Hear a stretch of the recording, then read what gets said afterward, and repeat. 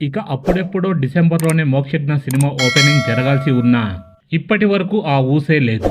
ఇక దాంతో నందమూరి అభిమానులకు మరోసారి ఎదురు చూపులు తప్పేట్లు లేదు. ఇక ప్రశాంత్ వర్మ కూడా మోక్షజ్ఞ డెబ్యూ మూవీ గురించి ఎక్కడా మాట్లాడట్లేదు.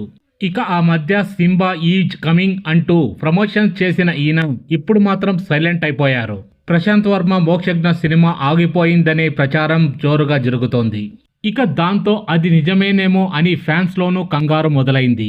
అప్పట్లో దీనిపై క్లారిటీ ఇచ్చారు బాలయ్య.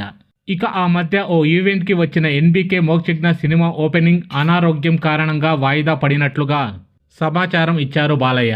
ఇక ఫస్ట్ సినిమా సంగతి ఎలా ఉన్నా నెక్స్ట్ అయితే బాలయ్య దర్శకత్వంలో ఆదిత్య 999, వెంకీ అట్టూరి దర్శకత్వంలో మరో సినిమా చేస్తున్నారు మోక్షజ్ఞ. ఏది ఏమైనా ఇప్పటికే టూ లేట్ అయిపోయింది మోక్షజ్ఞ ఎంట్రీ. ఇక ఇప్పటికైనా మోక్షజ్ఞ ఎంట్రీ గురించి ఏదైనా ఒక అప్డేట్స్ ఇస్తే గానీ నందమూరి అభిమానుల్లో కంగారు తగ్గేలా కనబడట్లేదు. సో చూడాలి మరి, దీనిపై అధికారిక ప్రకటన వచ్చే వరకు వెయిట్ చేయాల్సిందే.